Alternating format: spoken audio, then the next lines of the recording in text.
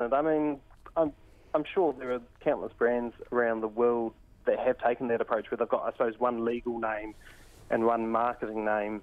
But I suppose the thing I'd caution about universities is they're quite unique in terms of an identity, in that it's determined, I suppose, the brand quality of it and the prestigious with it is determined by the quality of the research or the quality of the teaching that comes out of it, more than any sort of marketing campaign or that sort of thing. And, you know, I sort of wonder, is flash marketing going to bridge that? You know, potentially it could. You can't rule it out, but I'm a bit sceptical about it.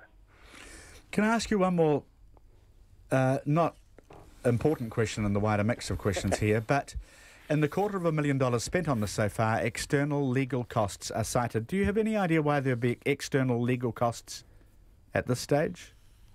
I can only imagine they were possibly trying to determine the legal avenues they could go down to change their name. Okay. I've seen there's a bit of speculation that there might have to be an amendment to an Act of Parliament for the name to change, but it looks like they've sort of settled on what's in the Education Act, which is that it goes to the minister and they have to sort of meet 4 criteria, one of which is showing that there's, you know, the support from relevant and affected stakeholders. So I think they've sort of opted to go down that path, and I think that's probably a sensible path as well. I think no one wants this to cost more than it has to, whether it goes ahead or whether it doesn't go ahead. So, yeah, hopefully, I'm hoping that's what it's been spent on. Yeah, the first thing I would do is have a look at some of the IP issues and to see whether, well, if we've been around the longest and had the name longest, can you stop anyone else from using it to clear your market space? Oh, yeah, that's a very good point.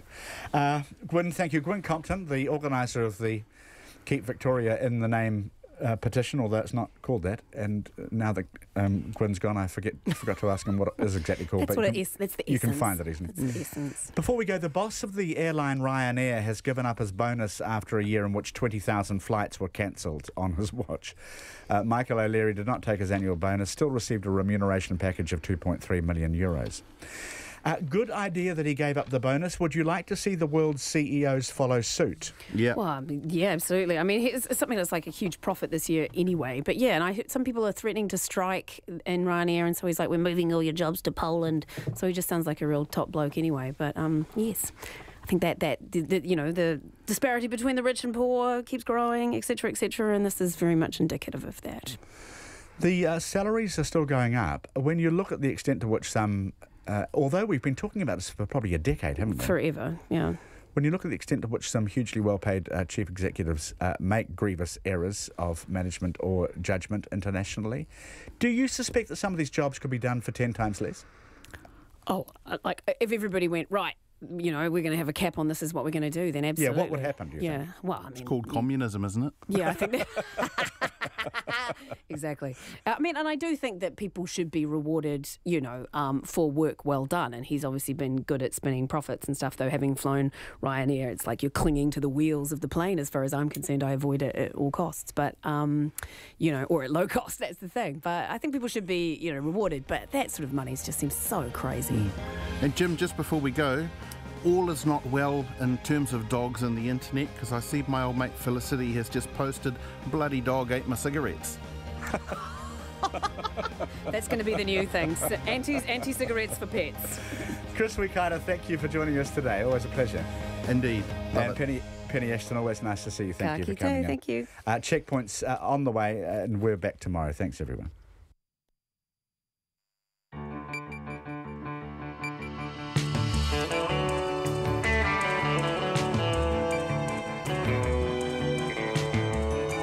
Tō mai rai, hoa mā he kōrero, kei te haere hei kaupapa, kei te karawhiua. Welcome to Checkpoint. Tonight, 6 weeks after Niamh was born, Jacinda Ardern is back in the role of Prime Minister. She returns to Wellington this weekend, but this morning we visited her at home. A bus is overturned in a ditch in Sanson, injuring 20. We'll have the latest. A former driver of the bus involved in Saturday's fatal crash on Mount Ruapehu says she left the company because she felt unsafe getting behind the wheel.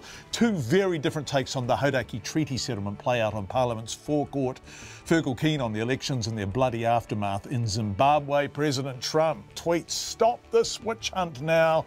And because we've had some technical issues today which could make things exciting, the news is coming from Grant Walker in Wellington. RNZ News at 5. Kia ora, I'm Grant Walker. Officials have launched an urgent audit of the entire fleet of passenger vehicles used by Ruapehu Alpine Lifts in response to a crash that killed a young girl on Saturday. A bus bringing people down from the Turoa ski field rolled and crashed on Oakune Mountain Road.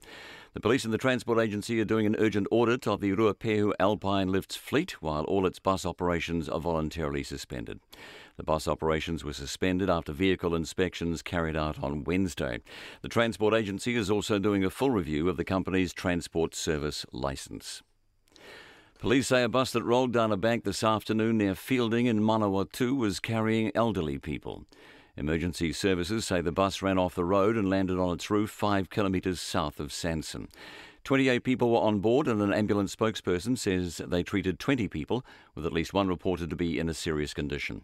The bus was carrying whānau from the Ngaitarangi iwi, who were returning from Parliament, where the controversial Hauraki Collective Treaty Settlement was signed this morning.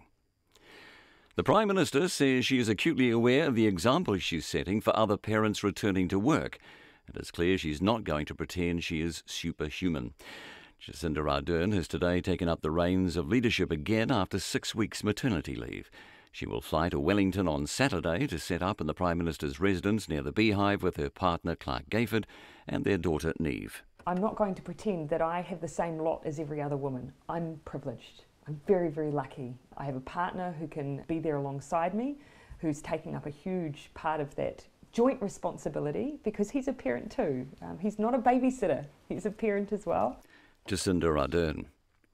Family lawyers say vulnerable children and families are waiting months for family group conferences to decide their care arrangements because of a backlog at some regional offices of Oranga Tamariki. Kirsty Swadling from the Law Society's Family Law section says there are anecdotal reports of long wait times all over the country, including South Auckland, Wairarapa and Northland. She says these delays are clogging up the court system. Matters will be called in court, but they're unable to proceed on that day because the FGC hasn't been held.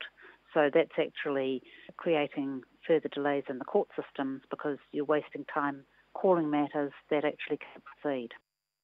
Kirsty Swadling says delays are stressful for children who have been removed from their families, in some cases because of abuse allegations. A gunman who shot and injured a man in a car park at the Taranaki Base Hospital last night is still on the loose. The police responded to multiple reports of gunshots about 9:30 and found a New Plymouth man with leg injuries in the hospital's car park. Detective Senior Sergeant Brent Mataku says a specialist search team and 20 local officers have been involved in the hunt for the gunman today. The police believe all the men knew each other. A nighttime rescue could be on the cards at Mount Aspiring, where a climber has been trapped since Monday. After a frustrating day waiting for a break in the weather, things are starting to improve. A Rescue Coordination Centre spokesperson, Vince Holeva, says 2 helicopters are standing by, one with night vision equipment. Paramedics and Alpine Cliff rescue teams are also ready to go. Mr. Holeva says the fact the 29-year-old Australian's emergency beacon can no longer be heard is not necessarily a bad thing. The climber may have turned it off. He may also be inside a snow cave, in which case the signal would be hard to pick up, and he may have turned it off to conserve the battery. Vince Holeva says the man's family in Australia has been notified. 5:04. The Governor of California, Jerry Brown, says climate change is behind a dangerous rise in the number of wildfires devastating the state. Wildfires blazing across North America have burned through hundreds of thousands of hectares so far in the northern summer. In California, 8 people have been killed and 4 are missing.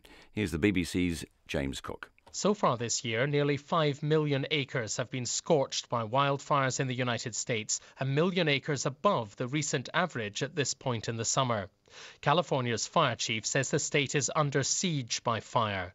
More than 32,000 residents are currently evacuated from their homes, and 27,000 firefighters have been deployed in the western US and Texas. California's Governor, Jerry Brown, says an increase in the severity and scope of fires, which had been predicted for the middle of this century, is in fact happening now. He says global warming is a major factor. The BBC's James Cook. To sports, the promoters for Joseph Parker are considering an appeal of the New Zealand heavyweight boxer's loss to British counterpart Dillian White. In what was his second straight defeat, Parker suffered a unanimous points decision to White in London last weekend. But had a clash of heads, which put Parker down in the second round, been seen by the referee, the scorecards show the fight would have ended in a draw. Duco Events is said to be considering an appeal of the final result. The Crusaders have made just one change to their starting lineup for Saturday's Super Rugby final against South African side the Lions in Christchurch. With Jordan Taufua unavailable after breaking his arm in last weekend's semi-final win over the Hurricanes, Hayden Bedwell-Curtis will start at blindside flanker for the defending champions. Veteran prop Wyatt Crockett has again missed the 23, meaning he's officially played his last game for the Crusaders. Lydia Ko says it would be pretty cool to win her maiden British Open at a course which holds a special place in New Zealand golfing history. Sir Bob Charles became the first New Zealander to claim a major when he lifted the claret jug 55 years ago at the Royal Lytham and St Anne's course. The only New Zealander to win 2 major titles, Ko says emulating Sir Bob would be a career highlight. As soon as you get out of the men's locker room, you see a picture of Sir Bob. So it's nice to come to a place where I'm probably the best golfer from New Zealand and one of the best players in the world in the history. To come back where he's won, I think is pretty cool. And for me to maybe play a while and be able to join him, I think that would be awesome. Lydia Ko tees off her first round in the British Open just after 11:30 tonight. That's the news. Chronic problems in Oranga Tamariki. Most people aren't doing their job, and it's their core business is to look after our babies, and they're not. Clashes in Zimbabwe. People are afraid to walk around because the army is in charge as well as the anti-riot police. Construction crash. A lot of subcontractors are not going to get paid and end up going into liquidation or receivership. They can't finish the other jobs they're doing, and that then puts pressure on the remaining construction companies. Critical listening. Susie Ferguson and Alex Perrottet on Morning Report, weekdays from 6. Then on 9 to noon, Will McCullum, the head of oceans at Greenpeace UK, has advice on how to give up plastic. And after 10, financial journalist Dinny McMahon on how debt is fueling China's economic growth and the risk this poses to global financial stability. Join me, Catherine Ryan, on 9 to noon after Morning Report on RNZ National. This is RNZ National, funded through New Zealand On Air. Now the short forecast from Met Service until midnight tomorrow Friday. Northland to Wellington, including Coromandel, Western Bay of Plenty and the Central High Country. Fine spells and isolated showers. Rain spreading east this evening and tomorrow morning. Briefly heavy, then easing to fine spells and isolated showers again by tomorrow afternoon. Eastern Bay of Plenty in Gisborne, fine spells and isolated showers today. Rain developing tomorrow morning with heavy falls. Hawke's Bay and Wairarapa, cloudy periods today, scattered showers tomorrow. Marlborough, Nelson, Buller, Westland and Fiordland, periods of rain today with heavy falls, fine spells tomorrow with a few showers about Golden Bay and coastal parts of Buller and Westland. Canterbury, Otago and Southland, patchy rain, clearing in Canterbury tonight but becoming persistent about coastal Otago and Southland. And our friends in the Chatham Islands, fine spells today but patchy rain tomorrow. It's 5:09. Thank you very much indeed, Grant, and welcome to Checkpoint, everyone. Major technical issues here in Auckland today. I'll tell you what happened, but I don't understand it. So we're not sure what's going to work and what's not, but we're giving it all a go. And if all else fails, I'll sing something. Now, we begin tonight with the Prime Minister because 6 weeks to the day after she gave birth to Niamh Te Aroha Ardern Gayford, Jacinda Ardern is back at the head of government. Official photos released today, formal snaps, well, sort of formal, posed, mum, dad and baby. But Parliament Speaker Trevor Mallard has issued a warning to journalists working at Parliament to not take photos of Niamh without the Prime Minister's permission. And she will, as we'll hear, come and go from her mother's beehive office. So controls around access to Niamh. As we all know now, Jacinda Ardern is only the second Prime Minister in history to give birth while in office. This has made Niamh's arrival global news. And as Helen Clark wrote in The Guardian, in a world where there are still glass ceilings to be smashed, the message from New Zealand is one of hope that women can break through all barriers and do it in their own way. So this is both a personal and a political story, and Jacinda Ardern will return to Wellington this weekend with nurses having been on strike and teachers about to go on strike, two sectors traditionally strongly aligned with Labour, and with business confidence levels down to pre-GFC levels. Today we took our cameras and microphones to see Jacinda Ardern. She was at home in Auckland with Clark and Niamh. As interview after interview took place in their living room, the Prime Minister reflecting first of all on being a new mum. It's fantastic. All of the things that people said that I would experience, that idea that you suddenly have this new person in your life that you couldn't believe that you could love so much, and that time will go incredibly quickly, but that the nights will still seem incredibly long. All of that has been true, but it's been wonderful. Have there been any big metaphysical moments? One of the ones I had was that I realised that this was how much my parents had loved me. Yes. And I'm not sure I'd been that grateful prior to that moment. Yes, yeah, I did reflect on Facebook, actually, just a couple of days ago. I made mention of my mum. I think because I've certainly feel at two levels, both how much, of course, she would have been feeling, the degree to which she would have felt these emotions herself when I arrived, and what I've subsequently have put her through as a teenager and the likes, but also just that gratitude for her being around now with me, and how lucky I feel for that. Are you looking forward to going back to work? Well, you're back at work, you're Prime Minister again, aren't you? Yeah, I am. I mean, to a certain degree, you know, that's not a role that really leaves you. Certainly over the 6-week period I stepped back, but I didn't relinquish that sense of responsibility. But at the same time, I certainly did have a little bubble here for a time. And I had every faith that the acting Prime Minister would do a brilliant job, and he has. But in the back of my mind, of course, was my return. And I was looking forward to being back, but I know that being back will be different. In what way? I'm a mum now. And so how will the differences be material, meaningful, manifest? Yeah. I think probably at two levels. At a personal level, it's just the day-to-day. I'm a mum that needs to meet all of the responsibilities that come with being a mum, making sure that Neve has the basics, that she's fed, that she's loved, that she sleeps as much as we're able to get her to sleep. And, you know, we will do that together. But that's the practical reality of my new role. And then there's another level. You know, I do think that the way that I've always viewed the world has probably always been from the lens of someone who's probably quite a nurturing person. Certainly, you know, I'd like to think of myself as someone that's quite compassionate and empathetic, but when you add probably the layer of having a child, I think it probably takes on a different lens again. You've used the word responsibility twice in this interview so far, which has been going, what, roughly 3 minutes. Once your responsibility as Prime Minister, once your responsibility as a parent. And that's a hell of a balancing act. Helen Clark, in that lovely thing she wrote for The Guardian, said there are no doors closed to women. This is the message from you. But the multitude of doors that are open, the responsibilities that you have, are still a balancing act, aren't they? Yeah, and there is guilt behind every door. And that ought not to be the case. Oh, yes. Theoretically, we should be starting afresh minus guilt, but that's absolutely part of the package of being a... Yeah, absolutely. And that is, you know, I do not have a monopoly on guilt. I think you know, women in all different walks of life will feel to some degree that if they place more emphasis in this area, they're sacrificing something else over here. Gosh, if I could gift all women the absence of guilt, I would. But that's the reality we still have. And that's probably still part of the progress that we need to make, that we can make choices and just feel satisfied with doing the best we can, both in the workplace but also with our families. And that's a very powerful message of what you're doing, isn't it? Of what I'm trying to do, but I'm not going to pretend I'm superhuman, and I'm not going to pretend that I have the same lot as every other woman. I'm privileged.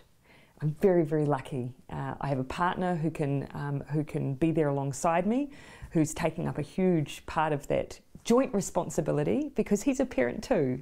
He's not a babysitter, he's a parent as well. And at the same time, I'm also have the ability to have her with me some of the time. So that means that I'm privileged and I'm lucky. A lot of women don't have that choice. So acknowledging that. Do you remember when you were driving to Government House to become Prime Minister? You probably won't remember, but I remember. I do. And you gave I gave all the landmarks, including KFC. It was a beautiful interview in the car, and it was a fantastic interview. And you said, "I want to make kindness part of government." What is the world that you want to build for Neve? What is the New Zealand that you want her to grow up in? I want to make sure that we govern in a way that reflects who I think we already see ourselves as being as a nation. You know, you ask a New Zealander to describe the country that they live in, that they belong to, and they'll probably make some mention of how important the environment is to them, how beautiful it is. And probably underneath that lies their sense of the guardianship role that we have. They would probably talk about us being fair-minded. And now that means different things to different people, but there is this inherent sense of, I think, social justice in New Zealand. And I think this inherent compassion to us as well. You think about all of the journalism you've done over the years, John, where you have talked about issues like child poverty and how much that has resonated with the New Zealand public when you tell people stories. When you don't talk about the policy or the numbers, but when you just tell people stories. I want a country that actually fulfills our own perception of ourselves, that we're leaders, that we care about our environment, that we care about our people. Is it tougher to achieve that balancing act as a Labour Prime Minister than as a National Prime Minister? I look at the kind of feedback you're getting at the moment, and there are people saying, first of all, business confidence is at its lowest level in the survey since the GFC. Mm-hmm. So there is a tribe there who just aren't pleased to see you in government. And on the other hand, we have nurses and teachers saying, now that you are in government, what are you going to do for us? Yeah. Because it has been so tough for so long. Yeah. So how do you reconcile the forces that want you to be less than Labour and the forces that are demanding you behave like Labour? Yeah, do you know what? I think in both those scenarios, when you look at the business confidence, when you look at people who are seeking to have long-running Labour issues resolved, there are high expectations of us because we're problem solvers. You know, we're called progressives for a reason. We progress change. We're not afraid to tackle the problems in front of us. Now, when you look at the economy right now, actually, you know, John Key has flagged some of the issues we're facing. Yeah, we have a productivity challenge in New Zealand. We've got a labour skill shortage. These are not new issues, but we've committed to tackling them. That means change. That means modernising our economy, diversifying our economy, so it's not just about dairy and housing. That places us in a vulnerable position. Now, any government that says we're going to modernise means that there's a little bit of uncertainty, because with change comes uncertainty. What I'm committed to is coming out and really fronting with that business community and saying, we're responding to the challenges you've thrown at us. We have to do it together. I get that I need to instill that confidence in you, but I'm going to do that. But on the other hand, the teachers and the nurses are saying, hey, hold on a sec. You know, we were tied to the railway track and you were the guys who were meant to be untying us. And I guess the point Alan Johnson from the Salvation Army is making is that the fiscal cap, for example, is straight out of National's playbook. In other words, are you, in order to mollify people who were never going to vote for you and actually don't even want you to be in government, being too cautious? Why are you enforcing a fiscal cap at this level, for example, when the cost of debt is so low at the moment and there is probably a huge mandate from your supporters to spend more? Yeah, no one has a monopoly on running the economy in a sustainable, responsible way. And that's always been a part of Labour's agenda, and it's part now of this government's agenda, because actually we can't achieve all of the things that we want to in the social space unless we have an economy that's performing well. The difference between us and past governments is we want it to perform well for everybody. There hasn't been an equitable share of the economy's growth and performance with workers, with our teachers and our nurses in the way that there's needed to be. And look, that's why we have had a payoff for the nurses that's been double what it was under the previous government, and why we didn't just look at pay, we looked at their safety and their environment too. Now, obviously that's something that still we're waiting to see whether or not that meets their needs, but those are the kinds of issues that we are tackling as a new government together. What I would also say, you know, on the making sure that we're attacking, you know, just dealing as well with those social issues, the first thing we did, we came in October. By December, we put $5 billion into lower middle income families. $5 billion. That's a massive investment in the people who need us most. And we're doing that whilst delivering surpluses. You can do both. You had a baby 6 weeks ago. I'm just listening to you, and no, but you're just up, aren't you? You're just going. You're going. You are back in Prime Minister mode, aren't you? I'm up. I guess I never felt like I was down. Yeah. And that's an extraordinary energy. that I just witnessed then, and also a sense of vocation. Whatever you think of your politics, that was a persuasive sense of vocation at work. So you're ready to go back to Wellington, aren't you? Do you know, I think in part, the thing that I found interesting about this idea of return and going back to work, it doesn't feel like a job to me. You know, it's not something I get dressed and go into the office and do a 9 to 5. This role and the chance to make change, that has been my every waking moment for going on 10 years now. In fact, a bit earlier, if we're going to hark back to my days as a young person. So actually these 6 weeks have been a part of just what has been an extraordinary opportunity, not a job. So when are you heading back down to Welly? Saturday. And the 3 of you are going? Yep, front pack. Yeah, and Clark, who's being a beautifully doting dad in a room not far away. Yes. So you'll set up in Premier House, Yep. which is so close to the Beehive, so Neve and Clark will be able to come and go. Yep, and we'll make it work. And you're excited about that, aren't you? I am. Actually, I'm you know, keen to get down there and feel assured that, you know, we are going to make it work. And to demonstrate to others that we will too. I might be at the odd press conference with a little bit of spill on me because I'm not going to hide the imperfections of parenting. I don't think anyone needs that. Thanks for having us, Prime Minister. It's been a pleasure being in your home. Thanks for joining me. The Prime Minister returned to work, Jacinda Ardern, at home in Auckland today, heading down to Wellington at the weekend. 21 minutes past 5, a former driver of the bus involved in Saturday's fatal bus crash on Mount Ruapehu says she left the company because she felt unsafe getting behind the wheel. Lucy Conway says she left her job as a shuttle driver for Ruapehu Alpine Lifts 6 years ago because she was concerned about vehicle maintenance and was scared to drive the company's buses. Her comments come as RAL announced this afternoon it would voluntarily suspend its bus fleet following yesterday's NZTA audit. Bridget Burke reports. Lucy Conway quit her job as a shuttle driver for Ruapehu Alpine Lifts in 2012 over concerns about the fleet's braking systems. Well, I stopped being a bus driver because I was too scared of driving those buses because the exhaust brakes didn't work and often the handbrake didn't work. And I thought, a bus has got 3 braking systems and 2 of them aren't functioning. I don't like relying on just one. After transporting staff up and down the mountain to work for 2 seasons, Ms Conway says the experience forced her to change careers. Yeah, I've driven that bus that crashed on Saturday. But I know I didn't like that bus. Its gears were pretty hard to get into the right.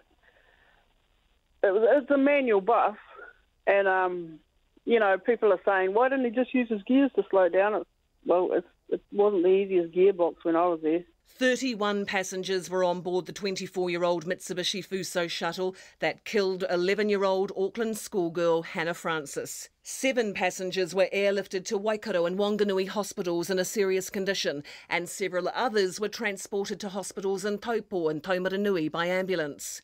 RAL CEO Ross Copeland has refused to be interviewed this week, but told Checkpoint yesterday in a statement he did not know how many passengers were still in hospital, and he appealed for those passengers who hadn't been interviewed to come forward. He also could not tell Checkpoint today about the status of a passenger witnesses say pressed the emergency exit button to jump from the bus as it reportedly lost its brakes at speed as it came down the mountain on Saturday. RAL's decision to voluntarily suspend its bus fleet today comes after Checkpoint revealed issues with 2 other mountain shuttles transporting skiers on Saturday. Sophie Leather was on one of the troubled buses. Some of the chairs are actually held together with wire, it appears to be, or strings. And that's not even all of the chairs in the photo. Not included in the photo, the chair in front of me was fully broken, not held up by any wires, and I was trying to hold that up with my feet. And there was, alcohol bottles, which you can see in the photo, holding in the cup holders. There was a handle on the back of the chair, which was where the joke was made about a crash. If someone went to brace himself, we went around a corner and a lady went to brace herself and her child. And just going around a small corner, the entire handle came off the chair. And so we were pretty all horrified at that, to be honest. We all started talking about how dangerous it was. Sophie's bus was owned by Summit Shuttles and leased to RAL. It was taken off the road on Monday and is in a workshop being repaired. This passenger told Checkpoint she had an uneventful journey on a shuttle up the mountain, but coming down from Whakapapa on Saturday was another story. As the bus came in, he directed us over to the far where there's a snowbank, and so we just walked towards that. And he kept going, and I thought, oh, where the hell's he taking us? And so we gently parked the corner of the bus up against the snowbank. And I looked and thought, how the heck are we going to get on this? And I got in and said to him, frickin' hell, it was actually a sweet word. You've parked close to the bank, it's hard to get on. And he just laughed and says, oh, my parking brakes failed. That bus also went in for servicing on Monday and is operated by Rome Aotearoa. In another statement today, RAL CEO Ross Copeland said his company would outsource transport while investigations into the accident continue. He said all vehicles in his passenger fleet are undergoing extensive checks to ensure they meet safety standards. For Checkpoint, Bridget Burke. 26 minutes past 5. Cries of traitor rang out as angry scenes erupted outside Parliament before a controversial treaty settlement was signed today. More than 100 people from Hauraki iwi, a region which stretches from North Auckland to Coromandel, arrived at Parliament to sign a treaty deal more than 40 years in the making. But what was already set to be an emotional day turned angry when they were met by protesters from Tauranga Moana iwi, who are staunchly opposed to the deal because of their overlapping interests. Our reporter, Te Aniwa Hurihanganui, was there. Cradling photos of the dead in their hands and carrying the weight of them on their shoulders. As members of the Hauraki iwi walked into Parliament this morning, lead negotiator Paul Majuri says the settlement has been 40 years in the making. It means a lot to see the joy on our people's faces, that they've reached in their lifetimes a settlement that was many, many decades and indeed centuries in the making, arising from the time of the breaches of the treaty by our treaty partner. And so we've lost a lot of people along the way, and we've finally reached this point. You can see the joy in their faces, so that means a lot to me to see how they've received that and the great relief and joy that comes with it. Crown actions left Hauraki iwi nearly landless, driving them from their home and diminishing their reo. Now a government deed aims to redress that. The deal is worth $250 million and will be shared between 12 iwi through individual deeds. It also includes the return of 2 ancestral mountains, 25,000 hectares of commercial forests and co-governance roles. Hauraki Kaumātua Korongapo says they can finally move on. Any future for any iwi really has to be at a rangatahi level, has to be at our rangatahi level where we can look at reviving our reo, our tikanga, all the things that I look around other iwi and they seem to be thriving, so hopefully that these settlements will be some way for us moving forward to address those cultural needs. But not everyone was happy. When the people of Hauraki arrived at Parliament, they were met by 30 protesters from Bay of Plenty iwi Ngaiterangi.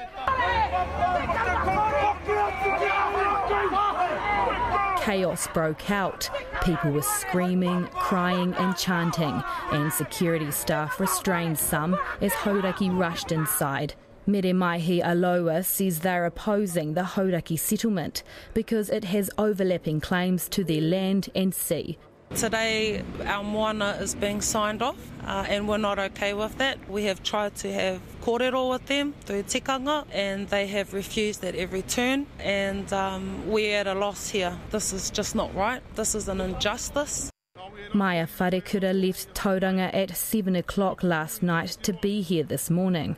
For us, the government needs to be aware that they are creating new grievances between Māori and the government by not acknowledging the mana whenua and the mana moana. It's not acknowledging the whakapapa links and the ahika that's already there within those places. Before the protest broke out, the group was denied entry into the beehive and peacefully blocked access for 20 minutes.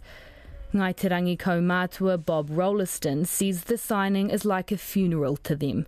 Me ka haere tonu taua kaupapa, ka haina atia, tangi mamai tata. Pera te haere tanga ki ngā tangihanga ne, he tangihanga tēnei kia māta. Ngaiterangi has desperately wanted to sort things out on the marae, but Pare Hauraki wouldn't do so until after the signing. However, after today's events, that might be more difficult than ever. Mo te hōtaka o te ahi pōnei, ko te aniwa, hurihanga nui aho.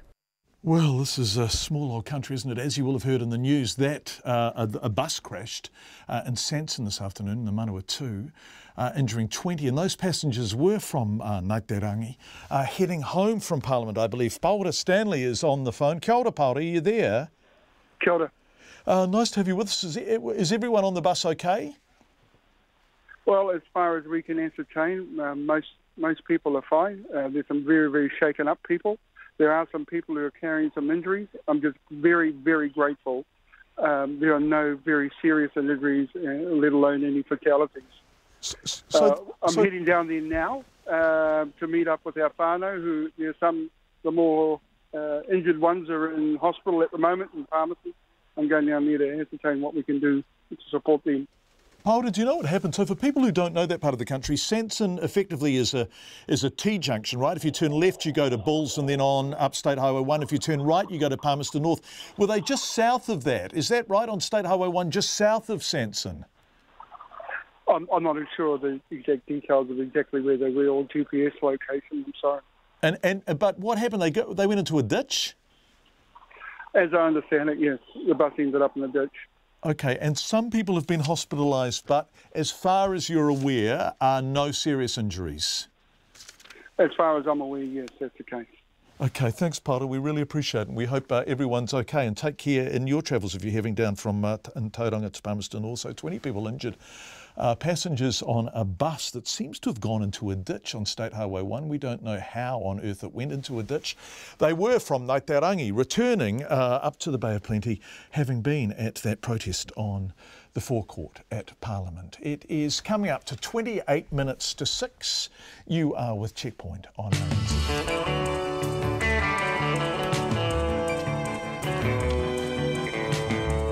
Before 6 o'clock, we'll have the latest from Zimbabwe after 3 people were killed following protests against alleged election fraud.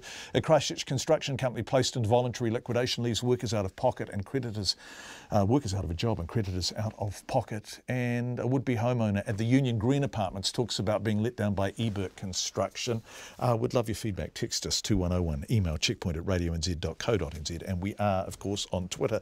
Now, everything's a little bit unusual tonight because we've had a couple of major crashes today. Touch wood. Things are going okay, but we have Grant Walker doing the news off camera for us out of Wellington this evening. We appreciate it, Grant. My pleasure. Officials have launched an urgent audit of the entire fleet of vehicles used by Ruapehu Alpine Lifts after the weekend mountain bus crash that killed a young girl. The police and the Transport Agency are doing an urgent audit of the Ruapehu Alpine Lifts fleet while all its bus operations are suspended. As you just heard, a bus that rolled down a bank this afternoon near Fielding in Manawatu was carrying elderly people who'd been protesting at Parliament this morning. The bus ran off the road and landed on its roof, and at least one person is seriously injured. The bus was carrying whānau from the Ngaiterangi iwi who were returning from Parliament, where the controversial Hauraki Collective Treaty settlement was signed today. The New Zealand Police say they're aware of developments with printable 3D firearms technology and will continue to monitor them closely. A court in the United States has blocked moves for the online release of plans on how to make a 3D printed gun. The Police Minister, Stuart Nash, says police are obliged to keep ahead of technology and anyone making a 3D firearm can expect to face the consequences of the law. Family lawyers say vulnerable children and families are waiting months for family group conferences to decide their care arrangements because of a backlog at some regional offices of Oranga Tamariki. The Law Society has anecdotal reports of long wait times all over the country, including South Auckland, Wairarapa and Northland. It says these delays are clogging up the court system and are stressful for children involved. A gunman who shot and injured a man in a car park at the Taranaki Base Hospital last night is still on the loose. The police found a New Plymouth man with leg injuries in the hospital's car park after the shooting. And a sport, the promoters for Joseph Parker may appeal against the New Zealand heavyweight boxer's loss to British counterpart Dillian Whyte.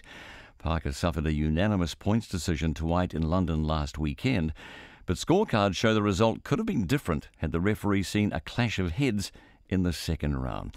That's the headlines. Our next news and sport update is at 6 here on Checkpoint. Thanks very much indeed, Grant. Really appreciate it. Let's turn to business news now with Madison Reedy, who is here and is on camera beside me in the studio.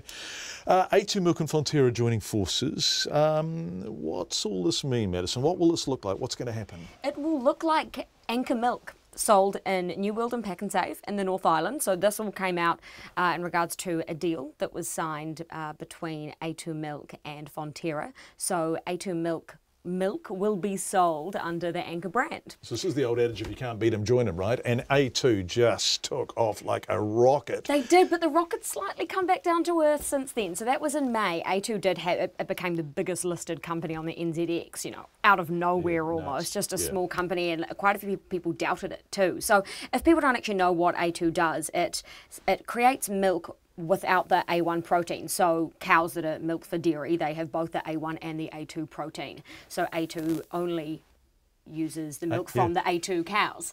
And in December, Fonterra and A2 actually signed a strategic relationship deal, which was before A2 even hit its highest share price of $14 in May. That was when it hit peak and became, you know, the largest company out there. I had a sense at first that Fonterra were kind of turning away and pretending it wasn't happening, you know, like fighting siblings or something. That's what they wanted you to think. Yeah, right, okay. But boy, oh boy, they've... So this is a kind of formal embrace, isn't it? Exactly, yeah, it absolutely is. And I mean, they've come out and said, you know, the consumer demand is there. So I mean, you're right. If you can't beat them, why not join them? It will be expensive though. So compared to your blue top milk, which has the A1 and A2 protein, that is about 2 litre. It's been reported that's about average for an Anchor blue top 2 litre milk. That's $4.57. The A2 milk version will be $6.83. But it's easier to digest. Where do you shop getting Anchor's 2 litres for $4.57, Madison? And anyway, it's Auckland prices, right? Okay. Inflation. Well, no, I got it's more. It's normally $5 or whatever. Anyway, right, okay. So we're paying $1.50 or $2 more for A2 for 2 litres. And the reason for that, it's obviously the manufacturing process has a lot more to it, and also the distribution too, and obviously a particular type of cow, which Fonterra farmers are now going to start identifying as well. So that's all part of the deal. It's fascinating, this business, isn't it, dairy farming? Right, Donald Trump has pleased New Zealand business people today. What happened? He signed his signature on a pretty piece of paper, which was called the Kiwi Act. And the Kiwi Act stands for Knowledgeable Innovators and Worthy Investors Act. And basically what that all comes down to is that New Zealand business people and investors, if they want to go over to the US and trade and do business and, you know, take money in there, they are eligible for an E1 trading visa and an E2 investor visa. So that means that New Zealand business people and investors can go in and out under this visa, in and out of the United States as much as they like within 2 years. And they can then also renew that visa after 2 years. So imagine you're an entrepreneur that is, you know, travelling in and out of the United States. Imagine previously if you had to sign or get a visa every single time you wanted to enter into the United States, it would have been a headache. So now they are free to walk in and out as they please, only to do business though. Right. Thank you, Madison. What happened on the markets today? The markets, we closed down only 0.1%, so that's 9 points, to close at 8849. The New Zealand dollar's buying at 67.8 US cents, 91.8 Australian and 51.7 British pence. Madison Reedy, thank you very much indeed. We're going to stay with business. Because this is a sort of recurring theme, construction companies and the like that are getting into trouble. The Christchurch construction company placed into voluntary liquidation on Tuesday has left workers out of a job and creditors out of pocket. Maven Interiors Limited employed 16 staff directly as well as labourers from other companies, subbies of course. This is the latest in a series of Christchurch construction firms going bust, which has left creditors and workers in limbo. Dan Dalgetty reports. Maven Interiors owners Andrew and Hayley Tribble were not home at their property in Monks Bay when RNZ News visited today, and a full letterbox indicated they may not have been home for a few days. Liquidator Ashton Whelan has taken over Maven Interiors. In a statement this afternoon, it says the troubled company is no longer trading and it is assessing the subcontracts it was working on. Auckland University Professor of Construction John Tukey says most construction companies tend to go out of business because they have to plan 1 to 2 years in advance, which puts pressure on cash flow. It's frighteningly common, and it's actually symptomatic of a superheated market that we're currently sitting in as far as New Zealand as a whole is concerned. Quite frankly, it's easy for a subcontractor to pull the pin, walk away from a particular contract and go and do something else somewhere else at a higher return on the time spent. Local construction company South Base Construction was working alongside the firm on building the new Avonside Girls and Shirley Boys High Schools. Chief Executive Quinn Henderson says they haven't made contact with Maven Interiors, but would be prepared to take on some of their workers if required. That will be a result of discussions held with Maven Interiors staff and other contractors. There are many variables, of course, and we need to get an understanding of where Melbourne Interiors sit in this situation. Professor Tukey says this could be another case of a company being unable to keep pace with the booming construction market. He says creditors are sometimes taking a gamble when they bankroll construction projects. When Fletcher's announced their problems a few months back, the individuals who have the key skills very quickly pick up additional work elsewhere. The tragedy is the fact that there's always going to be creditors who are left basically in the cool breeze, twisting slowly as they seek to get the money back. Liquidator Ashton Whelan says a liquidator's report and claim form will be mailed to all known creditors within the next 7 days. In Ototahi for Checkpoint, ko Dan Dalgety, TNA. At least 3 people have been killed in Zimbabwe's capitals. Police and soldiers clashed with opposition protesters amid a delay in announcing the winner of the country's presidential election. The opposition MDC party says they suspect the results are being rigged. The violence erupted outside Harare's Rainbow Towers Hotel, where international observers were delivering their reports into the election campaign. The BBC's Fergal Keane was there as things started to go bad. From early, there was something different in the air. Reports emerged on state media that a presidential winner would be declared by the afternoon. And at opposition headquarters, supporters were gathering in anticipation. It's about an hour to go before the declaration of the result. We've got police water cannon now stationed right outside opposition headquarters. And compared to the celebratory mood yesterday, it really does feel more tense here. In the absence of an official result, the crowds believed the claims of their leader, however premature. You know that Chamisa is the winner. Chamisa has got victory in his hands. But over at the results centre, hopes of an announcement faded as the declaration of parliamentary results dragged on. And it appeared that not all the legal representatives of the 23 presidential candidates had turned up. For now, this is all we have for you. We will start announcing the results for the presidential as soon as that legal process has been taken care of. The delay convinces the opposition that there's a fix. And as the day wore on, foreign observers appealed for a swift declaration. The results of the presidential elected were counted first in the polling stations. And therefore, I have still to learn why it will be published last. But just outside, the riot police had locked the gates against hundreds of protesting opposition supporters. They burnt posters of the president and ruling party. We heard shots and tear gas. And then the afternoon descended into chaos. At the other end of the city, police came under attack. A ruling party office was targeted.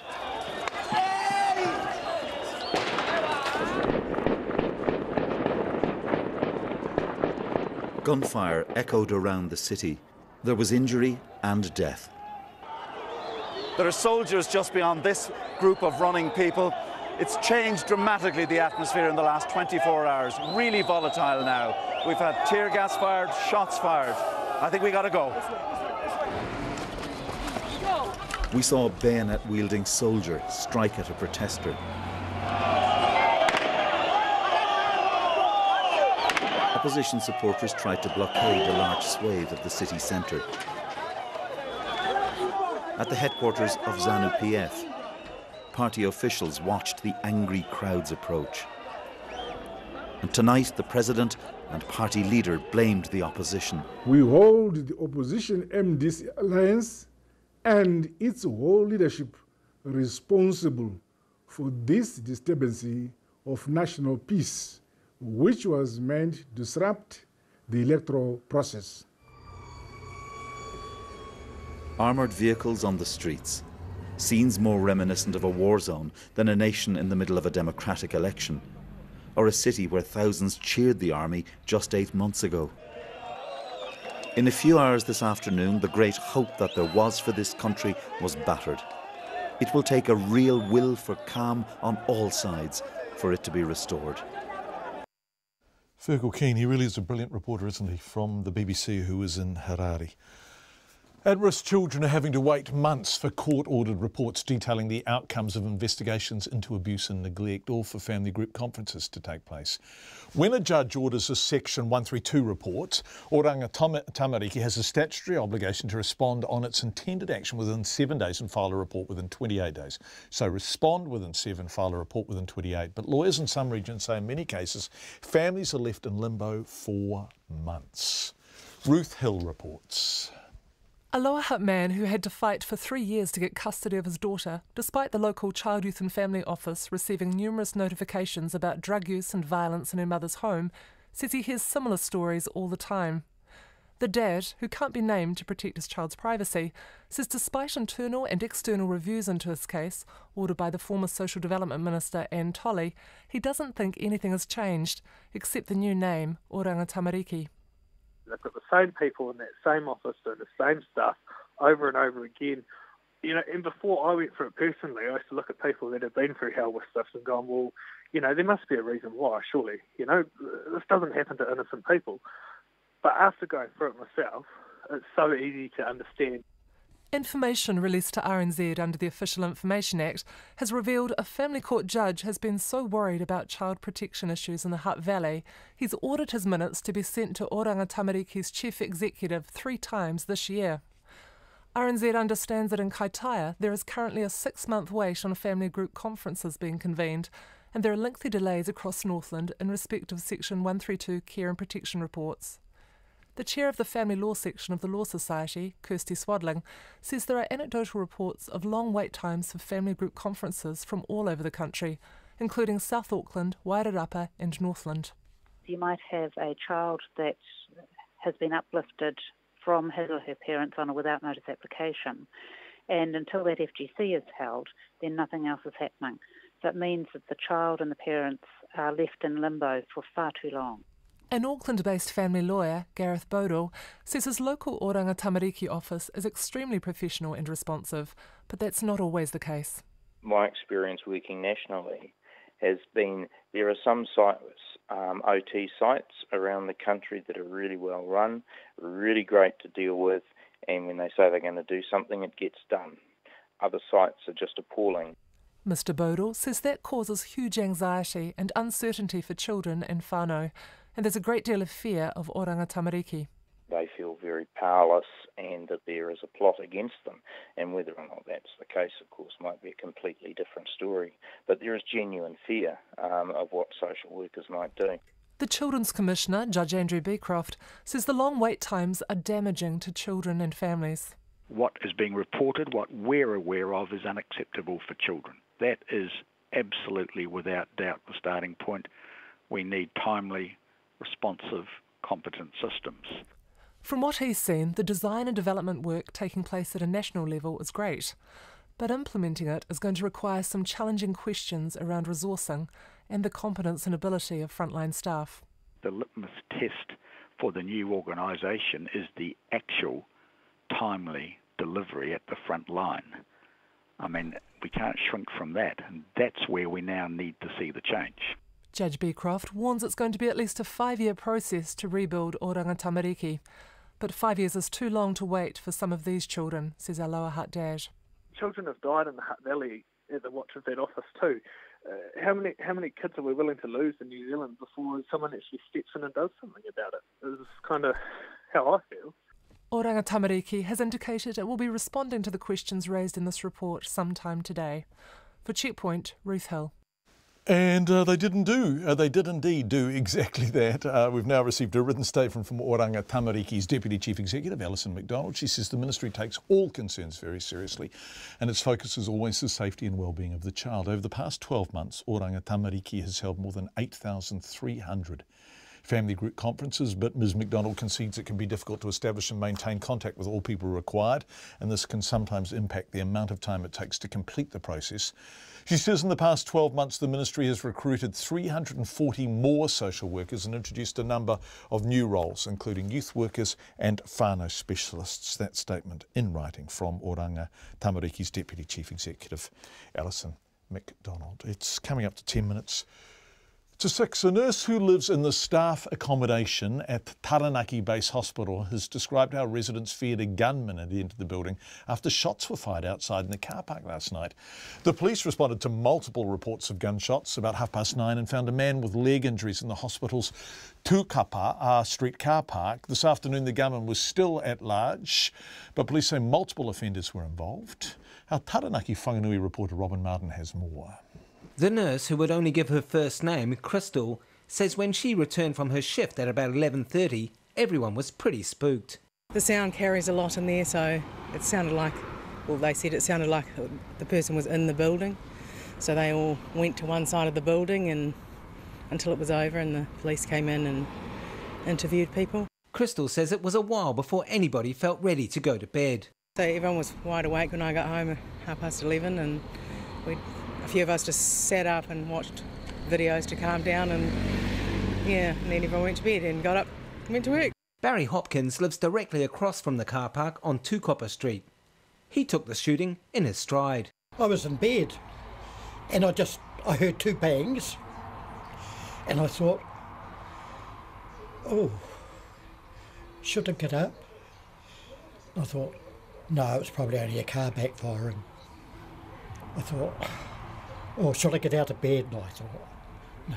Not even the police sirens were enough to shake Barry out of bed. And what about when you must have heard the police sirens a little bit later? Yeah, but it still didn't register. Yeah. But the hospital across the road, you don't think of things like that. Detective Senior Sergeant Brent Mataku of the New Plymouth CIB says a specialist police search team and about 20 local officers were involved in the hunt for the offender today. We're calling in experts to assist us with the search and initial crime scene attendance. We're doing a forensic search of a vehicle that's there and of the immediate area where gunshots were fired. Last night we recovered shotgun cartridges and we're doing a more thorough search this morning in the daylight hours. Detective Mataku is asking for witnesses to come forward who might have seen a white van or a dark sedan in the area at about the time of the shooting. We want to find the people responsible.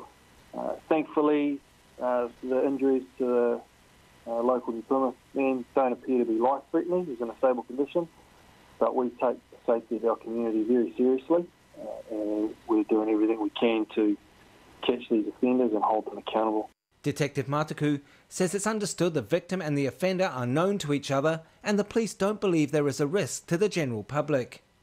Meanwhile, the Taranaki District Health Board's Chief Operating Officer, Jill Campbell, says it is offering support to its staff affected by the shooting. So we're aware that the hostel staff were very much aware and some witnessed what happened last night.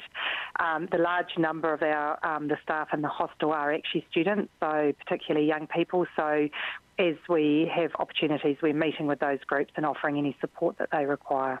Ms Campbell says some car parks were cordoned off and a number of outpatient clinics at the hospital today had to be postponed or moved, but for the most part it was business as usual. I ngā mutu mo te hōtaka o te Atenei, ko Robin Martin ahau. The US President Donald Trump has weighed in on the prosecution of his former campaign chief Paul Manafort, saying he's being treated worse than the gangster Al Capone. He's also called on his Attorney General, Jeff Sessions, to fire Special Counsel Robert Mueller. That's drawn a fierce rebuke from the Democrats, who say it may amount to an obstruction of justice. The ABC's Connor Duffy is in Washington. As Paul Manafort was being driven from a Virginia jail to court for the second day of his trial, Donald Trump ensured the focus shifted to nearby Washington, D.C.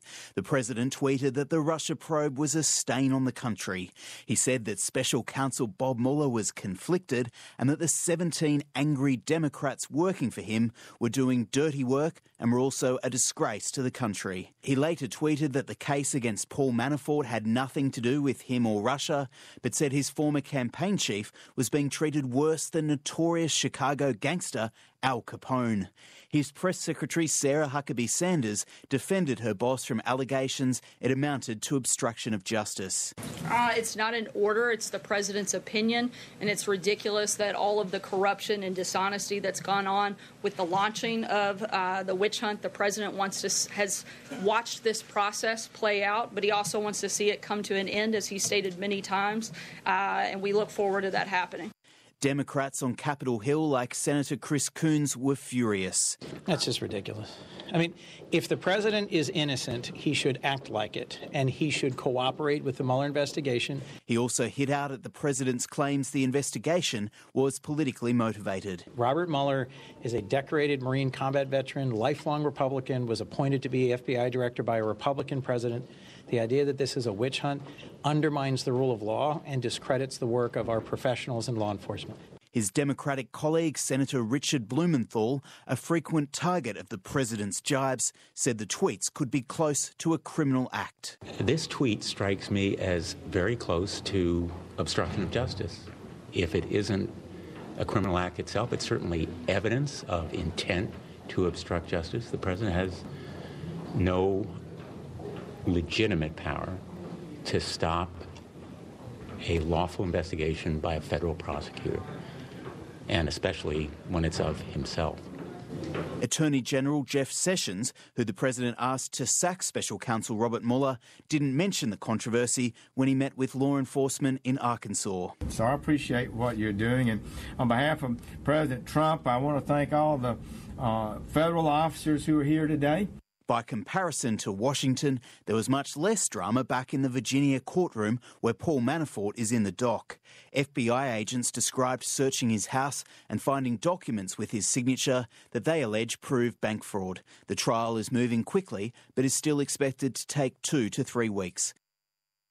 Connor Duffy reporting, coming up to the news at 6. Just before then, some delight out of Australia. When a group of friends in Australia wondered how they could get more people together for a choir practice, they came up with a pretty clever solution, really. Hold the choir practice at the pub. Now the idea has become a social media hit. Attendance is going through the roof. Of course, the choir has never been so popular and people so eager to join. The BBC spoke to Astrid Jorgensen, a pub choir organiser in Brizzy.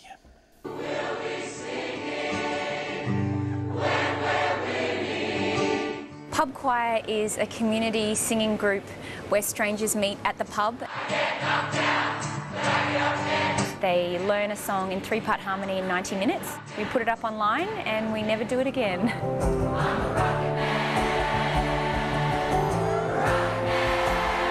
People say that they love singing, but they were told at some point in their life that they weren't very good at it, and so they've just stopped doing it in public and they just sing in the car at home or whatever.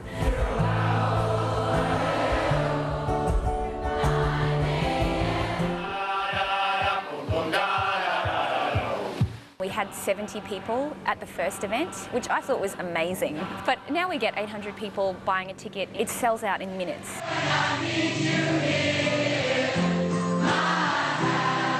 I think that the pub makes all the difference. I mean, I take choir rehearsals outside of pubs all the time, and 800 people do not come to those rehearsals. It's not about getting rip-roaringly drunk, it's just about being comfortable. Putting it in the pub makes it familiar, makes it friendly. As the beers keep coming, everyone gets a little bit louder and a bit more confident. It's just a good community vibe. I sing in the shower. I don't sing anywhere else because I don't want anyone to hear me. But there's wine involved. Everyone leaves a rock star, put it that way. You go home and you realise you're not that good after all.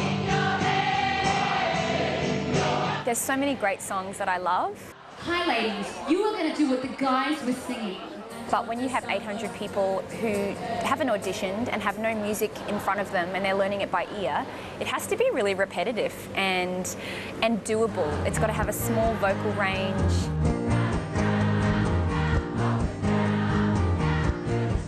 Bohemian Rhapsody is the most requested song that we have by a country mile. It's never happening and it would be awful. I mean, I've never seen anyone do it well. Singing feels really good and everybody likes to do it. I'm really excited that pub choir is showing people that it's not a traumatic thing to sing and you don't have to be perfect.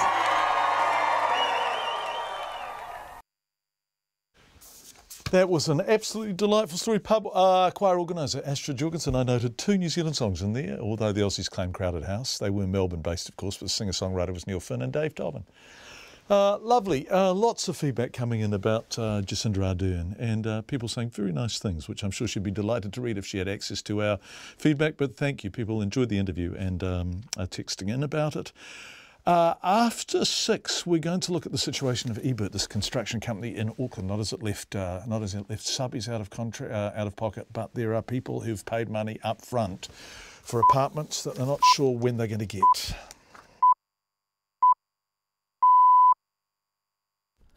RNZ News at 6. Ngā mihi o te pō, kia ora mō tō whakarongo mai. I'm Grant Walker. Ngai Tarangi iwi say it's been a dark day for them after 19 of their whānau were injured in a bus crash this afternoon as they were returning from a protest at Parliament. One person is seriously injured after the bus rolled down a bank near Fielding in Manawatu and landed on its roof. There were 20 people on the bus, most of them elderly. The members of the iwi had been in Wellington to protest against the signing of the controversial Hauraki Collective Treaty Settlement. Whanganui Hospital is expecting to treat 13 patients and the rest will go to Palmerston North. The iwi's chief executive, Paura Stanley, is on his way down from the Bay of Plenty to help. Well, as far as we can ascertain, most people are fine. There's some very, very shaken up people. There are some people who are carrying some injuries. I'm just very, very grateful. There are no very serious injuries, let alone any fatalities. Ngai Te Rangi Iwi Chief Executive Paura Stanley. Officials are doing an urgent audit of all passenger vehicles used by the ski fields on Mount Ruapehu after a fatal shuttle bus crash on Saturday. The bus rolled and crashed on the road down from the Turoa ski field, killing an 11-year-old Auckland girl. Annika Smith has more. Ruapehu Alpine Lifts owns the Whakapapa and Turoa ski areas on Mount Ruapehu. The police and the Transport Agency are doing an urgent check of the company's fleet while all its bus operations are suspended. The ski field company voluntarily halted the services yesterday after vehicle inspections and is using other bus companies to transport skiers. The Transport Agency's investigation also includes a full review of the ski company's transport service licence. Ko Annika Smith, tēnei. The Prime Minister Jacinda Ardern says she's acutely aware of the example she's setting for other parents returning to work, and it's clear she's not going to pretend she is superhuman. Ms Ardern has today taken up the reins of leadership again after 6 weeks maternity leave. She will fly to Wellington on Saturday to set up in the Prime Minister's residence near the Beehive with her partner Clark Gayford and their daughter Neve. Jacinda Ardern says she's keen to get back to work in Wellington and she's sure they can make their new family arrangement work. And the Speaker of the House has issued a warning to journalists working at Parliament not to take photos of the Prime Minister's baby without permission or risk being stripped of their press gallery accreditation. Journalists working at Parliament are to meet with Trevor Mallard to discuss the warning and to hear what will and will not be allowed. A Waikato law professor says 3D firearms could be a threat in New Zealand as technology evolves. A court in the United States has blocked moves to the plans for a 3D printed gun to be released online. That would allow anyone with the right machine and materials to produce a gun at home, which would be untraceable. Alexander Gillespie of Waikato University, who has specialist knowledge in firearms laws, says in New Zealand it's a low-risk scenario right now. Where it changes is where it's done with better technology. So as opposed to going from a plastic printer, you go to a metal printer. Then you're getting a much more efficient product. These are very expensive at the moment, and so only a few people can actually afford them. Professor Gillespie says it will be a challenging area to police because it will involve not only firearms but also the internet. The police say they're monitoring developments. Defence Force planes are getting more expensive to keep going, and there's pressure now to replace the old Hercules. Official documents released to RNZ show the Hercules and Orions are expected to cost more than $52 million in the current financial year. That would be the biggest ever spend on repairs and maintenance. P-8 Poseidons will replace the Orions from 2023, but a decision on what will replace the Hercules still needs to be made. An aviation expert, Peter Clark, says that is a pressing purchase. Our Air Force is fantastic, and our engineers and their capability, they are exemplary in what they do in keeping those aircraft in the air. but they are old. It's like driving a bloody Model T. Peter Clark expects a decision on the Hercules replacement will be made in the current term of government. Just gone 6:04. Liza Minnelli's signature cabaret bowler hat, boots and halter-top vest have fetched almost $120,000 at an auction in Los Angeles. Her hand-annotated shooting script for the 1972 movie sold for $22,000. The memorabilia was sold at a 3-day Love Liza auction and came from the vast personal collection of the actress and singer. Minnelli, who is 72, has been keeping the collection in more than 6 locations and says she decided this year she wanted to downsize her life. The lots include items belonging to Minnelli's parents, the actress Judy Garland and film director Vincente Minnelli. Sport now. The promoters for Joseph Parker are considering an appeal of the New Zealand heavyweight boxer's loss to England's Dillian Whyte in London last weekend. Juco Boxing say Parker's unanimous points decision defeat would have ended in a draw had a clash of heads, which put Parker down in the second round, been seen by the referee. Juco says the head clash had a significant impact on the scorecards and Parker's performance in the middle rounds. Lydia Ko says winning the British Open would be a dream come true, but the New Zealand golfer concedes the tournament is anyone's for the taking. Two-time major winner Ko is yet to lift the famous Open trophy, and the world number 17 says with the field so strong and competitive, it's near impossible to pick a winner. There's so many talented players, so week in, week out, you really don't know who's going to be the one holding the trophy at the end of the week, and I think it's a great place for the tour right now, and it's not like one player is dominating from one certain country, it's been very global. Lydia Ko tees off her first round of the British Open just after 11:30 tonight. And the Crusaders coach Scott Robertson says not picking Wyatt Crockett for this weekend's Super Rugby final in Christchurch was the toughest call of his coaching career. Retiring after Saturday's title decider against South African side, the Lions, the veteran prop Crockett has again missed the 23-man squad. The only change to the Crusaders team is Hayden Bedwell-Curtis starting at blindside flanker in place of the injured Jordan Taufua. That's the news. Tonight on Nights, our changing world is on the trail of kakahi, fresh water mussels. Hopefully it's a comeback trail. William Dart goes to the movies for this week's edition of New Horizons. Will he meet Mr. Morris? And Fergus Barrowman brings the jazz, although he might sneak in a bit of Hendrix as well. Restructures are generally about money. How much is Te Papa struggling? I don't know whether that's the whole story. Obviously, it's part of it. Te Papa, like any of the museums that you ask all around the country, are constantly facing budget restrictions. So they're always trying to make more efficiencies and do more with less. That's Lately with Karen Hay, 10 p.m. weeknights on RNZ National. This is RNZ National, funded through New Zealand On Air. Now the short forecast from Met Service until midnight tomorrow Friday. Northland to Wellington, including Coromandel, Western Bay of Plenty and the Central High Country. Fine spells and isolated showers. Rain spreading east this evening and tomorrow morning, briefly heavy, then easing to fine spells and isolated showers again by tomorrow afternoon. Eastern Bay of Plenty and Gisborne, fine spells and isolated showers today. Rain developing tomorrow morning with heavy falls. Hawke's Bay and Wairarapa, cloudy periods, scattered showers tomorrow. Marlborough, Nelson, Buller, Westland and Fiordland, periods of rain with heavy falls.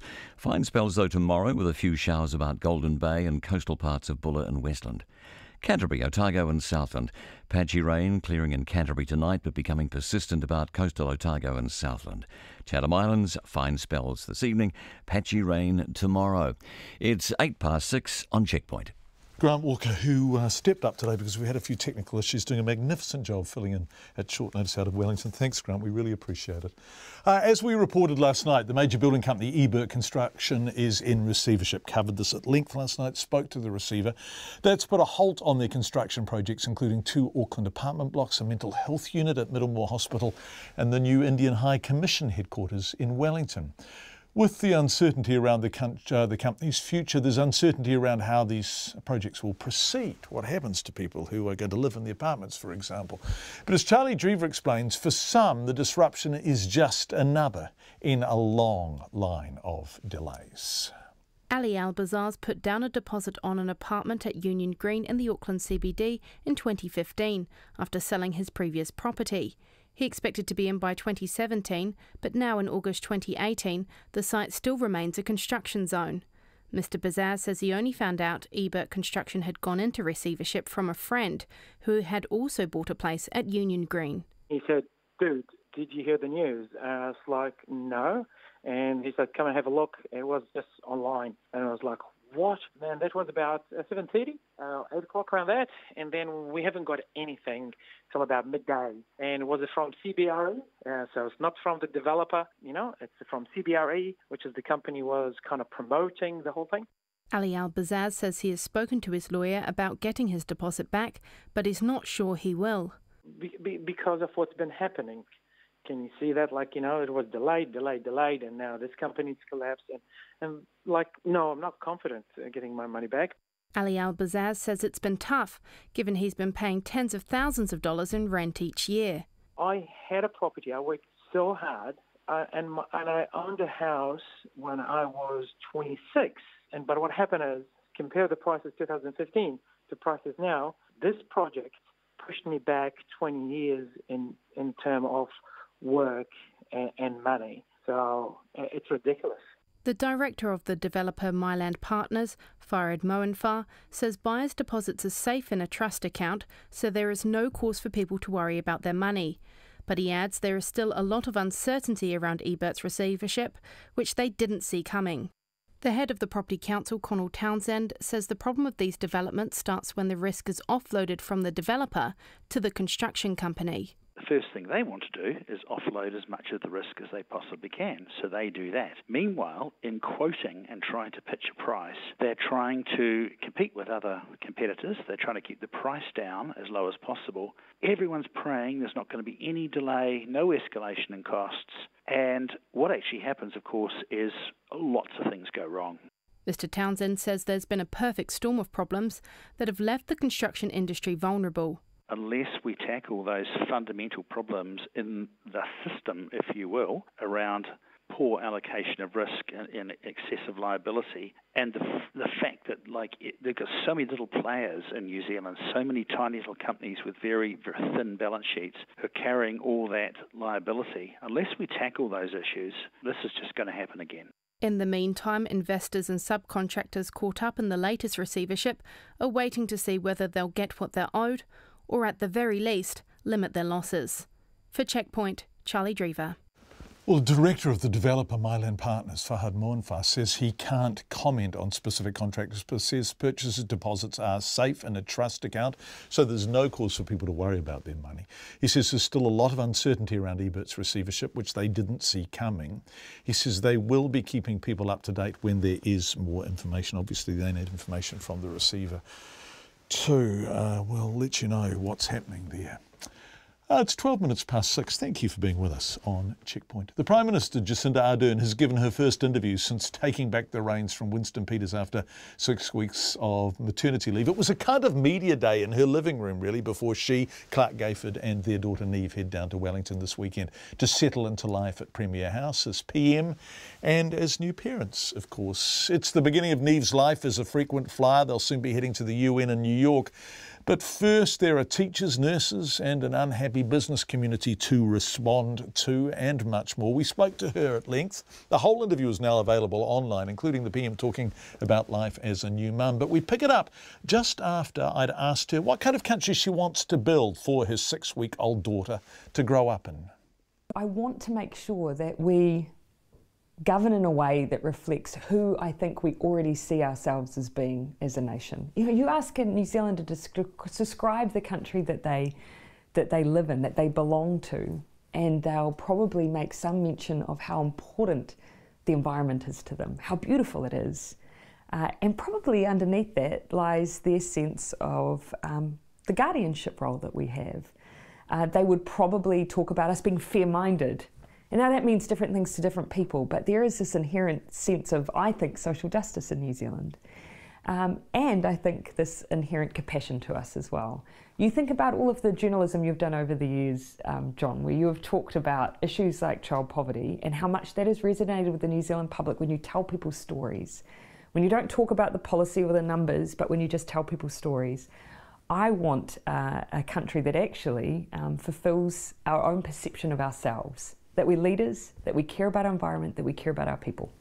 Is it tougher to achieve that balancing act as a Labor Prime Minister than as a National Prime Minister? I look at the kind of feedback you're getting at the moment, and there are people saying, first of all, business confidence is at its lowest level in the survey since the GFC. So there is a tribe there who just aren't pleased to see you in government. And on the other hand, we have nurses and teachers saying, now that you are in government, what are you going to do for us? Because it has been so tough for so long.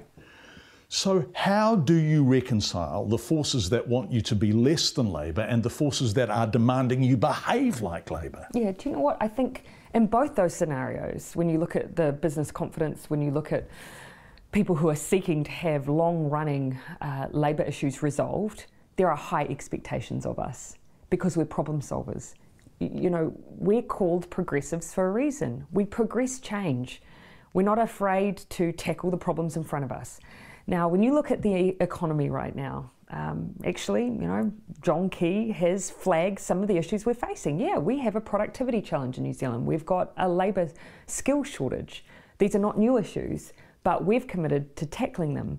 That means change. That means modernising our economy, diversifying our economy, so it's not just about dairy and housing. That places us in a vulnerable position. Now, any government that says we're going to modernise means that there's a little bit of uncertainty, because with change comes uncertainty. What I'm committed to is coming out and really fronting with that business community and saying, we're responding to the challenges you've thrown at it. We have to do it together. I get that I need to instil that confidence in you, but I'm going to do that. But on the other hand, the teachers and the nurses are saying, hey, hold on a sec. You know, we were tied to the railway track and you were the guys who were meant to be untying us. And I guess the point Alan Johnson from the Salvation Army is making is that the fiscal cap, for example, is straight out of National's playbook. In other words, are you, in order to mollify people who were never going to vote for you and actually don't even want you to be in government, being too cautious? Why are you enforcing a fiscal cap at this level, for example, when the cost of debt is so low at the moment and there is probably a huge mandate from your supporters to spend more? Yeah, no one has a monopoly on running the economy in a sustainable, responsible way. And that's always been a part of Labor's agenda, and it's part now of this government's agenda, because actually we can't achieve all of the things that we want to in the social space unless we have an economy that's performing well. The difference between us and past governments is we want it to perform well for everybody. There hasn't been an equitable share of the economy's growth and performance with workers, with our teachers and our nurses, in the way that there's needed to be. And look, that's why we have had a payoff for the nurses that's been double what it was under the previous government, and why we didn't just look at pay, we looked at their safety and their environment too. Now, obviously that's something that still we're waiting to see whether or not that meets their needs, but those are the kinds of issues that we are tackling as a new government together. What I would also say, you know, on the making sure that we're attacking, you know, just dealing as well with those social issues, the first thing we did, we came in October. By December, we put $5 billion into lower middle income families. $5 billion. That's a massive investment in the people who need us most, and we're doing that whilst delivering surpluses. You can do both. You had a baby 6 weeks ago. I'm just listening to you, and no, but you're just up, aren't you? You're just going. You're going. You are back in Prime Minister mode, aren't you? I'm up. I guess I never felt like I was down. Yeah. And that's an extraordinary energy that I just witnessed then. And also a sense of vocation. Whatever you think of your politics, that was a persuasive sense of vocation at work. So you're ready. You're ready to go back to Wellington, aren't you? You know, I think in part, the thing I found interesting about this idea of return and going back to work, it doesn't feel like a job to me. You know, it's not something I get dressed and go into the office and do a 9 to 5. This role and the chance to make change, that has been my every waking moment for going on 10 years now. In fact, a bit earlier, if we're going to hark back to my days as a young person. So actually these 6 weeks have been a part of just what has been an extraordinary opportunity, not a job. So when are you heading back down to Welly? Saturday. And the three of you are going? Yep, front pack. Yeah, and Clark, who's being a beautifully doting dad in a room not far away. Yes. So you'll set up in Premier House, Yep. which is so close to the Beehive, so Neve and Clark will be able to come and go. Yep, and we'll make it work. And you're excited about that, aren't you? I am. Actually, I'm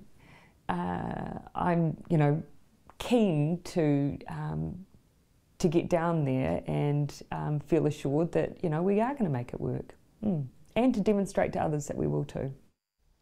Jacinda Ardern speaking at her home earlier today in Auckland. The whole interview is now available online.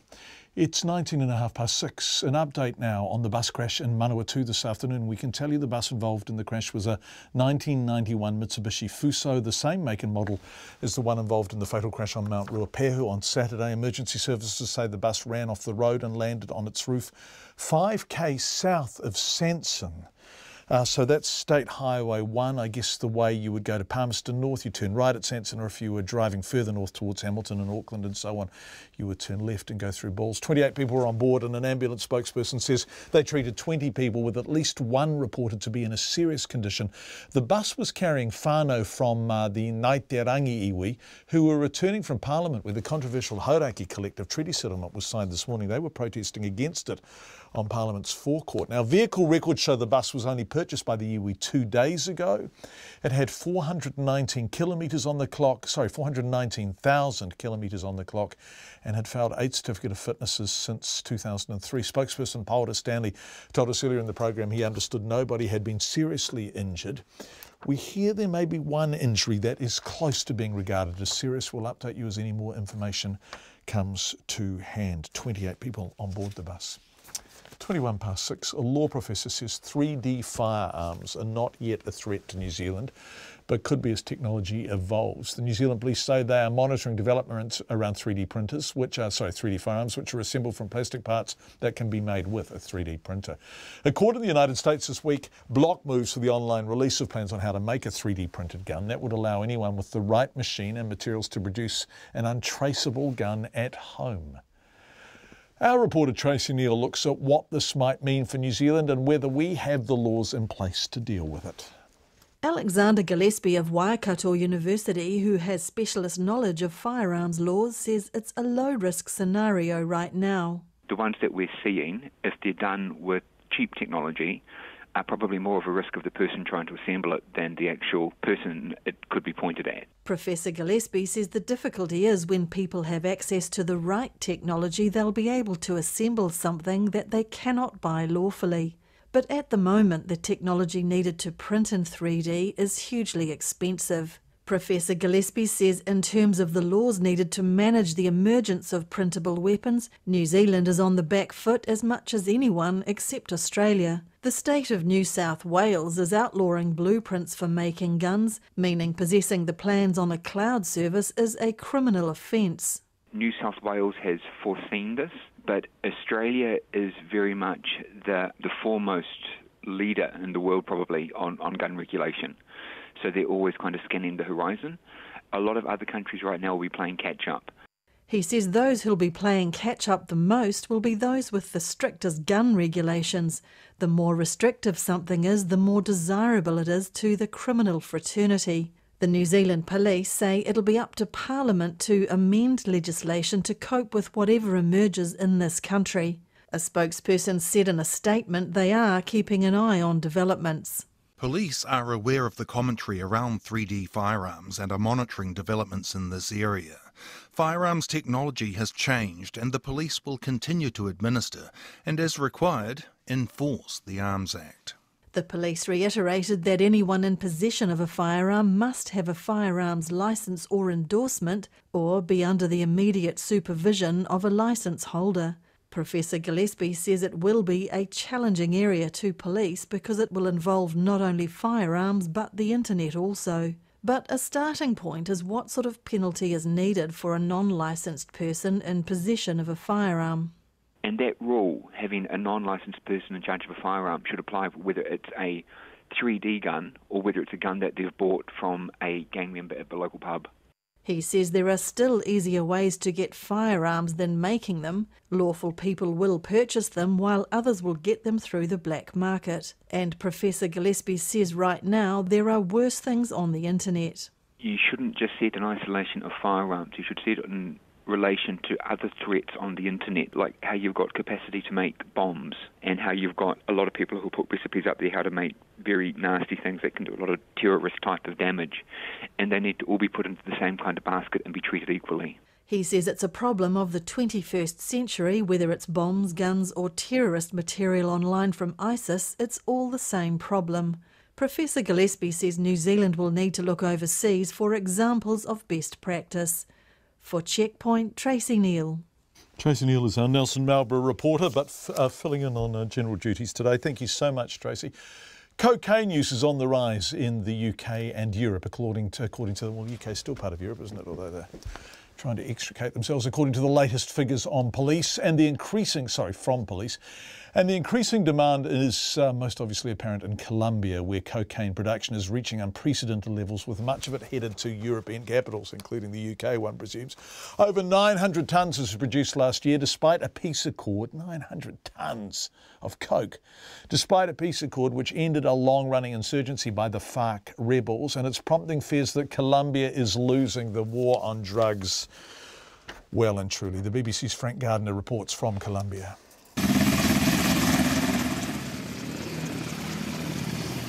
In the heat of the afternoon, a surprise helicopter raid on a jungle cocaine laboratory by Colombia's anti-narcotics police. This country may have just ended its 52-year-old Marxist insurgency, but it's still fighting the war on drugs. Cocaine production is now at an all-time high, over 900 tonnes last year, much of it heading to Europe, including the UK. Well, we've just landed by helicopter a short distance away, right in the middle of a coca field. And this here is the laboratory, a fully operational jungle laboratory. You can smell it in the air. They're going to now destroy it, but they're very worried about a counterattack from the people who are operating this. They think they're going to come and try and hit them. In areas where the rebels have put down their weapons, the government is struggling to assert its control. But some, an estimated 600, have vowed to fight on. And meanwhile, the multi-billion-dollar cocaine industry is fueling criminality and pulling in the ruthless Mexican cartels. Narco-trafficking, illegal mining, contraband, extortion. General Alberto Mejia is commander of Colombia's armed forces. So our fight against especially narco-trafficking, which is the source for those groups, is really our main effort. As long as there is coca and cocaine, those groups will have support to continue their fight against democracy and to continue their fight against civilian population. Just off the Caribbean coast near Cartagena, the Navy took me offshore to show me how the cartels operate. They point out a nearby island. It looks long, low, and sparsely inhabited. The Colombian Navy tell me that this island, just outside Cartagena harbour, is crucial to the cartels getting their cocaine out of the country. They use the local population to transfer it by night, often slinging it on board the container ships as they move out into the open water. At the massive international container terminal, cargoes are routinely searched. There are sniffer dogs and policemen thrusting metal probes into sacks of cocoa beans to check for hidden contraband. The police told me it's one of the most secure terminals in the world, but the Navy said it's heavily infiltrated by the drug traffickers. The Coast Guard commander, Julian Cuartos, is one of those trying to intercept the smugglers. They use informers inside the port to get the information about the location of the containers and the destination of it. Sunday Mass in Tumaco, right down at the other end of Colombia, on the Pacific coast. It's a poor, economically neglected part of the country, and there's a full congregation. This is also the epicenter of the drugs trade, and the priest, Father Arnulfo Mina, has been imploring the government to beef up security. This summer, it has, flooding this coca-growing region with 12,000 troops. Father Mina doesn't think it'll last. Military action is only temporary. It stops and then the murders return. As soon as the military drop their guard a little, the people start to fight again. It's a temporary solution. We need social investment here.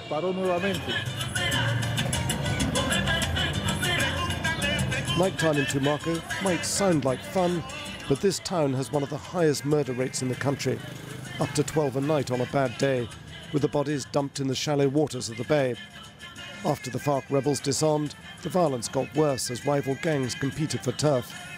The current surge in security is holding it at bay, but Father Mina is right. It's not enough to stifle the cocaine trade, nor the massive demand from Britain, the US and elsewhere. Colombia's war on drugs and the violence it entails is very far from over. That's the BBC's Frank Gardner ending Checkpoint for tonight.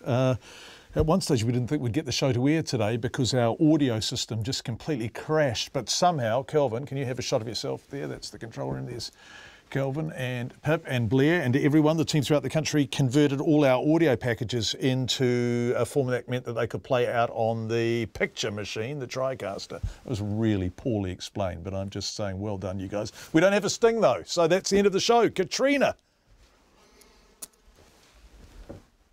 RNZ News headlines at 6:30. An urgent audit of the entire fleet of passenger vehicles used by Ruapehu Alpine Lifts is underway after the weekend fatal bus crash on the mountain. And tonight we've heard that the bus involved in another bus crash this afternoon near Fielding was a 1991 Mitsubishi Fuso, the same make and model as the one that overturned on Mount Ruapehu. Ngai Tarangi iwi say it's been a dark day for them after 19 of their whānau were injured when their bus turned over as they were returning from a protest at Parliament. The Speaker of the House is warning journalists working at Parliament not to take photos of the Prime Minister's baby without permission or risk being stripped of their press gallery accreditation. And Zimbabwean soldiers are patrolling the streets of the capital Harare a day after 3 people